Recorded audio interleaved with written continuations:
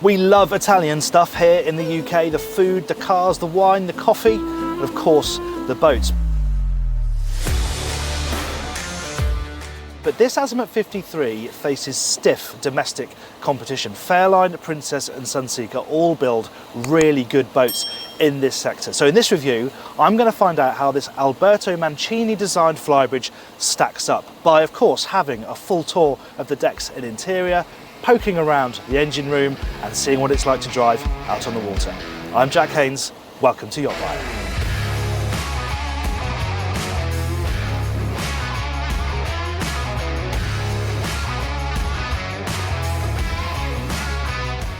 Before we get out to sea, let's talk about pricing, shall we? The 53 sits broadly amongst those UK rivals I just mentioned, and also its Italian other EU rivals. It starts at about 1.1 million euros excluding VAT, with the only engine option which is IPS 950. This particular boat has got about €500,000 worth of extras on it, including things like the hardtop, it's got a seakeeper, it's got the upgraded gold navigation package, crew cabin fit out, uprated generator and air conditioning. So the total for this boat is just over 1.7 million euros excluding VAT. Right then, let's get her out to sea and see what she can do.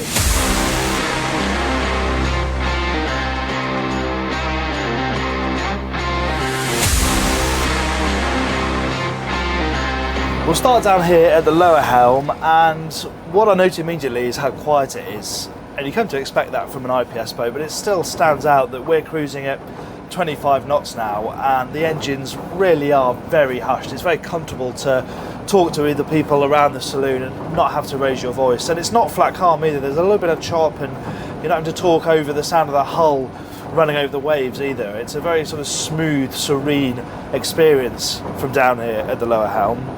There's quite a lot to like about the position as well. I'm standing at the moment, which is something I quite like to do when driving from downstairs, but this seat is very adjustable. It rises up and down on the touch of a button. It's got a bolster, which is what's allowing me to stand, but obviously you can also sit right back into it. It slides forward, so you can sit down but still be quite close to the major controls. The screens and the throttles are a bit of a stretch away, but if you've set the speed and you're just sitting back and you just want to have a hand on the wheel, that's all pretty easy. It's got a nice built-in footrest as well, and there's a footrest on the bottom of the dash, so no matter how tall you are, you should be able to get pretty comfortable down here. You're more in the middle of the boat, so the person inside is going to have to move you out of the way to get in and out, but it does mean that you've got that nice, more central view, and there's no danger of any blind spot from this mullion here on the starboard side. The dash is arranged pretty sensibly, dominated by the MFDs. This is the gold package, so the sort of middle package. You can have two bigger ones as part of the platinum package, but these are fine, even if they look a little bit lost on this rather large binnacle up here. And then you've just got some nice backlit buttons down here with the major controls like the horn and wipers, lighting, that sort of thing.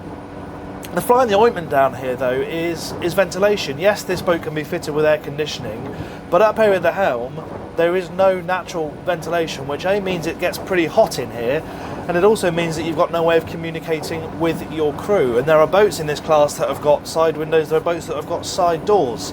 So although it's a very clean look from the outside, it's just slightly lacking that functionality. And for that reason, I think you'll probably find any excuse to head up and drive from upstairs, which is what I'm going to do now.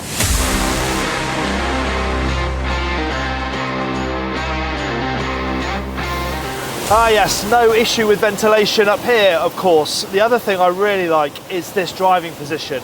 They've laid it out really cleverly. You've got this nice moulding down here on the left-hand side with all the major controls lined up. So I've got the remote pad for the MFDs, my throttles, IPS joystick, and the bow thruster. But the nice thing about the position of the throttles is that they're right under your hand when you lean back. And you've got this leather-lined satellite dish of a steering wheel, which means when you're just cruising, you can adopt a really comfortable position. Unlike downstairs, they don't rise and lower electrically, but they do have fore and aft adjustment. They've got a bolster and you've got an adjustable wheel. So again, very easy to get comfortable no matter how tall you are. I've really enjoyed driving and sitting in this position, whether it's cruising, doing some maneuvers for the drone, whatever you're doing, you're perfectly comfortable. And everything's a little bit closer as well. So even though you've got the remote pad for the screens, I can really easily reach the MFDs and use the touch screens if I want.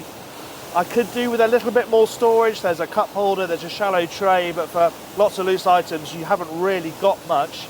But you have the navigator outside you, so they can get in and out without disturbing you. How about performance? Well, there's one engine option on the 53, and that is IPS 950 Volvo Penta's D11 725, and actually the boat performs really well with it. We got 34 knots today flat out, albeit with a tide behind. Expect more like 31 knots in usual conditions. Cruise at 25, but it's got nearly 2,500 litres of fuel capacity, so at 25 knots you'll cover nearly 400 nautical miles, which is pretty good in this market. And it's not just the straight cruising that's enjoyable either. It's actually a really fun boat to drive. You know, IPS can often deaden the experience, but it does not on this boat, and you do feel the weight of the hardtop a bit. But I tell you what, it leans over nicely, and it's very obedient, it's very predictable, and it hasn't got a really wide, annoying turning circle. If you want to turn back on yourself in this boat, you can do it really quite easily and quite comfortably. It's a very comfortable cruising machine, and I just particularly like how slotted in you are to this driving position. Makes covering those longer distances really very easy indeed.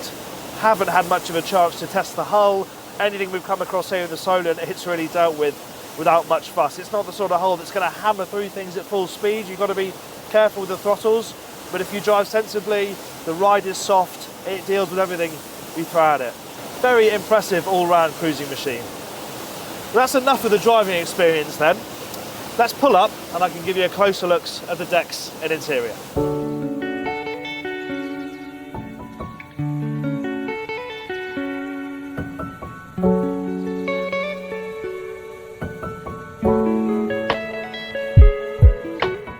Now, our keen-eyed subscribers may recognise this boat. It's the exact one that we toured at the London Luxury Afloat show, and I'll put a link to that tour in the description. But for the benefit of those who haven't seen that tour, let's have a look around again. So beneath my feet is a 500 kilogram hydraulic bathing platform. That's enough to hold something like a Williams 325, and it's quite striking how tall this chancel is, and it actually hides what is a impressively large crew space for a boat of this size. The crew cabin fit out is optional. If you don't have that, you just have storage, but as we'll see at the end of the tour, that is a pretty good crew space for a boat of these dimensions. Now, one thing about the layout of the cockpit is that you don't have access up both sides of the transom, but you have a nice wide access point here. This is where the passerelle would go if you had that option fitted. Obviously, you've got your mooring gear here. This is where your deck shower is, things like that. And then you walk up and you're into the cockpit proper. Now, there's a few options in this cockpit. This isn't standard, the wet bar, but if you have this option, it gives you a sink, it gives you a bit of cooling space underneath, and you've got these quite nice looking built-in wine coolers. You can have a high-low table option here, so you have some adjustment to create another sunpad if you want to. This particular one is fixed, and you can see we've just got the skirt for the covers here. Of course, as with pretty much every Flybridge of this size, you can fully enclose this area with covers, so you can extend the indoor living space if the weather isn't so good. Let's head up forward. Side decks, they're a good size. You haven't got a handhold up on the superstructure here like you would have on some other boats in this sector, but to be honest, I don't really feel like I need it. The decks are a good size. There's a really good tow rail. Handrails fall to hand really easily. It does feel nice and safe to move forward on this boat. And then we get to the part of the boat that has really become the battleground on boats of this size. Gone are the days of it just being a completely flat sunpad up here. Now you need a walk-through deck. You need sunpads and a sofa. You need lots of storage, and this one works particularly well. What I especially like is that you don't have to faff about chocking up and down the backrest. These are just on actuated hinges here, and they pop up on a gas ram, so it couldn't be easy to convert them from flat sunpad up to this position as you see here. It's nice and wide, nice, comfortable, squidgy cushions up here as well, and then obviously you have the working area of the deck, and the signature of these Alberto Mancini designs for Azimut is that slightly flattened off bow. Obviously it gives it a distinctive look, but it also gives you a nice flat bow to work on if you're doing the anchor or the ropes up here. That's the main deck then. Let's have a look up at the Flybridge.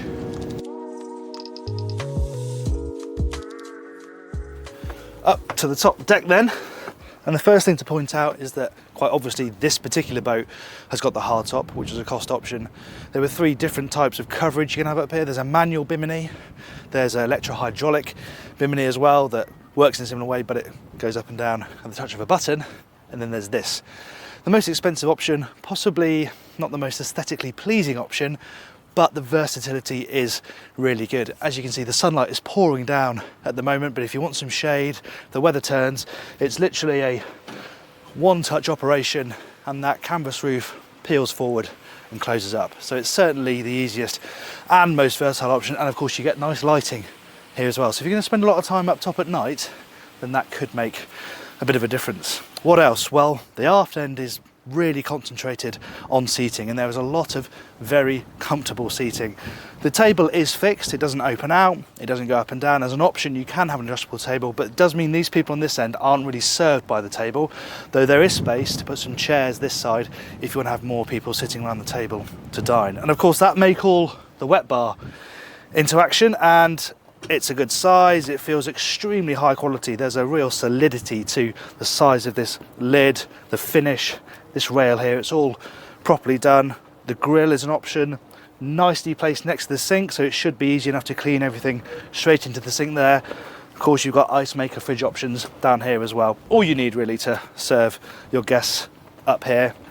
And then right forward you are left with pure sunbathing space. Now it does mean that the helm is pushed quite a long way back, but out on the water I found that it was still pretty well protected. You've got a nice deep windscreen which does do a pretty good job of deflecting the breeze over the head of the skipper. Right, those are the deck spaces covered. Let's head inside and see what the interior is like. Before we head inside, I should just mention that if you have the third helm station option, which is a cost option, you would have it here. This boat's got the space for it, but it's not actually got it fitted. And I would say because you haven't got great lines of communication from inside the saloon there, and also the helm is on the other side of the deck to this hatch, so you can't see the bathing platform from the fly deck. If you're going to be mooring stern to regularly, I'd say you're probably going to want that just to give you the best view of the aft end when you're coming into moor. Right, let's head inside. As really has become the norm in this sector, there's an aft galley arrangement on the 53. The doors slide right across, completely flat threshold between the cockpit and the saloon, so they're really well connected. But what I think stands out most about this layout and the design, not only is how bright it is, you've got oak cabinetry, that's the only option, but you can change the colour of the floor. This again is quite a sort of bright light wood, you could have a darker one if you wanted, but it's how well concealed everything is. Like, you've got your full height fridge freezer, but it's behind this nice wooden door with a proper catch and a bit of detailing. But there it is right there, you know, really good size cooling space. You've got your dishwasher in what looks like a hidden panel down here. You know, the sink is hidden. I'm not quite sure what you're supposed to do with that when it's not in use, but it is covered up and just gives you a bit of extra counter space when you need it and you don't need the sink. And I mentioned out at sea about ventilation is a bit lacking here. There is a window here above the hob, which if you're going to have it anywhere, that's a pretty good place to have it, to give you a bit of fresh air when you're cooking. But again, onto that sort of concealing the bits and bobs theme, you push this panel here, pops up, and that's where you find your Miele oven microwave. If we look down here, this is where all of the boat's crockery is stored, really safely held in place in proper fiddles, but you know, that's proper china there, and everything's got its own place, even down to the coffee cups. Works really well. Practical as well though. I mean, you've got fantastic access to the switch panel. That really couldn't be easier. And this is where obviously you switch between shore power, generator for example, but then you've also got all your switching for basically all the major functions on board. Might be a bit frustrating that this is such a natural place to put stuff and then you're going to lift it up to get to that, but it is very easy access. And then you've just got, as an option, an extra beer fridge down here with, what else but Peroni inside. Moving forward, it's a very stylish boat this. On the outside I do think it looks fantastic, but the compromise is that you have quite a sleek window line which looks superb in profile, but it doesn't feel as bright in here. The view isn't as good as on something like the Absolute 52 Fly or the Princess F55. Certainly when you're standing. When you sit down, it's not so much of an issue. You're at the perfect height to make the most out of these windows, and it's a really spacious, comfortable lounging space on this boat. The use of material is really nice. It's very warm and cozy. They're a good shape. You could get very comfortable here. You've got a nice big table as the centerpiece. Unlike the ones outside, it does double up in size. So you've got folding leaves like that, and the television pops up from over there. Push a button, up it comes, then it hides away when you don't need it. The last nice bit of detail is they found another good bit of storage here for all the boat's glassware. Not space for it all to fit down in the galley, but at least, like the crockery, it's got its own place, you know where everything is, and it's really securely held in place. And of course, Azimut branded. Let's go and have a look at the accommodation. Now the 53 does things a little bit differently down here on the lower deck. On most boats of this size, the ensuite, the VIP, and the dayhead are on this side, and you come in through a door on this side, and there's a private door on the inside for the VIP cabin. Not on this boat. This is where the VIP ensuite and dayhead is, and what that gives you is a bit more floor space in here. This is a really good sized bathroom. Yes, it's shared between the twin cabin over there and the VIP, but there's plenty of space, and it also connects straight through to the VIP through there. So you have a passageway into the cabin that way, and of course you have this passageway behind me as well. Now that twin cabin is a good size. There's proper side-by-side berths, a nice bit of hull window, and a full height hanging locker. So that's a decent cabin. Obviously we've got the master and Amidships, we'll have a look at that in a second. But moving back here, the other thing you gain from having the heads over here is a really nice amount of storage over here. There's storage up here. This is the spot for the washer dryer, conveniently located in the middle of all the cabins. Doorway's a little bit narrow, but once you're in, it opens up really nicely into what is a very spacious, very comfortable guest cabin with a good sized double bed. You haven't got a skylight, you have got an escape hatch overhead, bit of hull window down both sides, so there's some natural light coming in, and they've both got opening ports. And the levels of storage in here, very impressive. You've got big hanging lockers on both sides. Behind the door you've got some drawer storage as well. There's eye-level lockers on both sides. Really very good. There would be a TV up on this bulkhead, hidden behind a mirror. This boat doesn't actually have it fitted, but that's where your TV would be if you wanted it. And then you have access, as I said, into what is a very generous ensuite to this cabin, day heads for everybody else. Let's head to Amidships now though and have a look at the master cabin. Here we are then in the owner's ensuite, and what a lovely space it is. On the way in you pass access to the private ensuite. Again, that's a very good size and beautifully appointed, much like the dayhead. There's some storage that you pass on the way down as well, and then you're into the cabin proper. And yes, the level of the floor on the starboard side raises up a bit, but so does the ceiling. So even around there, there's full standing headroom. But as you can see, I'm 6 foot and there's plenty of space above my head and around the bottom of the bed, and lots of floor space as well, so you're not sort of crushing around each other if you're moving around this cabin at the same time. Massive headroom up over the bed as well. I really like this sort of waterfall wooden effect down to the bed head. Plenty of space to sit up in bed and read. You've both got your own bedside tables, plug sockets, light repeaters, all that useful stuff. There's storage running along that side of the cabin. There's a nice sofa here where you can sit and look out over the water if you're anchoring the bay like we are now. The styling line ruins the view a little bit, but there's still enough glass real estate there to bring in plenty of natural light and deliver those wonderful views. The other really impressive thing about this cabin, much like the VIP, is storage. It's got this fantastic walk-in wardrobe. It's absolutely huge. It's got built-in shelving, it's got a safe, it's got hanging space, it's got, importantly, space for all your suitcases as well. Often they're forgotten about on boats of this size. Plenty of space for clothes, but where do you put those big bags? They can all be swallowed up in that space. It's really cleverly executed. There's one more cabin to look at on this boat then, and that's the crew cabin. Now, I said at the start of the tour, this is a really good size for a boat of this size. Lots of boats like this will not be run with crew, but if you do run with crew, or you occasionally have a skipper or a stewardess or a chef, then there's a good space for them here. But this boat today is using it like most people will, I think. They've used it to chuck the fenders in the lines, and of course it can still serve that purpose. You can still use it as a big storage void, even if it's set out as a crew cabin. For me, it's a useful extra cabin. Even if it's not for crew, you've got another sleeping space on board with a bathroom, with a sink, with a toilet. You can also chuck the fenders there. So actually, a pretty handy space. Finally then, let's have a look at the engine room. The engine room access on the 53 is through a hatch in the cockpit. Opens up nice and wide. You've got a ladder right down the middle, and then we are slap bang between the engines. And this for me is a really standout space aboard this boat. Bearing in mind the owner will probably do a lot of the maintenance themselves, certainly a lot of the checks themselves. It's very easy to do on this boat. There's a lot of space, there's very good headroom. I can actually, in this section here, fully stand up tall at 6 foot, That's pretty impressive on a boat of this size. Very easy access around the engines and good access to the pod drives, which isn't always the case. Often these are buried underneath floorboards. You can get to them really easily here. And all of the piping, the wiring, it's all very neat, very tidy. It's a top-notch installation. And there's some other nice touches, like the fact you've got a hose on a reel down here so that you can wash out the spillages if you need to. You've also got a pair of wandering lights, so you can hover these over the engine and into the dark corners and make sure you can see really easily. You're not going to drop your iPhone into the bilge. Little touches, little practical touches that on a boat as stylish as this come as quite a nice surprise.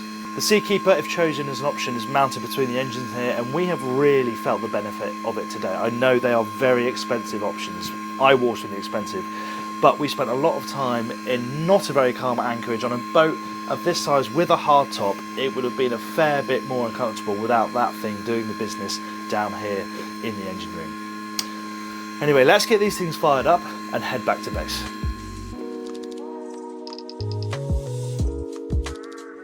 So we're back in the 6-knot confines of the river, and we can talk a bit more about slow speed handling. Well, it's an IPS boat, so you know what that means. Joystick control works as well as any other installation I've tried, really. The only thing you do get is a little bit of the sort of rocking that I've often felt on Flybridge boats of this size with a hard top. As you sort of push to do the sideways movement, you just get a little bit of rock back the other way, which could be a little bit disconcerting, but it's something you just get used to. This boat has got the bow thruster as well. As I say, on pretty much every IPS boat I test, I would have that just to give you that extra bit of fine control, especially if you're mooring stern to. And the other thing is, you haven't got a great view up here of the boat's extremities. Forward is absolutely fine, but as I said during the tour, if you're going to be doing a lot of mooring stern to, I think you will want that third station, because if I stand up here, I cannot see the bathing platform this way, I cannot see the bathing platform this way. It's not going to be very easy to do it from downstairs. So I really think if you want good visibility aft for your mooring, you will want that extra helm station or docking station down there in the cockpit. We've sort of gotten used to Azimut doing things their own way recently, and they've done it again with the 53, especially regarding the interior layout and the positioning of the bathroom. But what's good is that it isn't just being done for the sake of it, to be different or to stand out from the crowd. It does deliver genuine benefits to the user, and I think it's some of the most complete and comfortable accommodation in this sector, and certainly very stylish. I think there are compromises. It's a lovely looking boat, but I think the window line does somewhat compromise the view out from the saloon. But I think what stands out for me most is how good a driving package it is. I wasn't really expecting it to be up there with the likes of Princess, but it really is dynamically a very well sorted package with the perfect cruising band for a boat of this size, a punchy top speed. It's easy to control at slow speeds. You've got one engine option to choose from, which really makes life a lot easier. If you don't like IPS, okay, it's not going to suit you, but if you do, then it's a really well sorted option. So yes, this boat has got a lot of stiff competition from the UK and abroad. If you are in the market for a Flybridge boat of this size, it's most certainly worthy of consideration. There you have it, that's our review of the Azimut 53. I hope you enjoyed it. If you did, please do give it a like. If you didn't enjoy it, please still give it a like. And if you'd like to watch a video of one of this boat's key competitors, the Princess F55, then click up here. If you would like to subscribe to the YachtBuyer channel, then please click up here. Thanks for watching.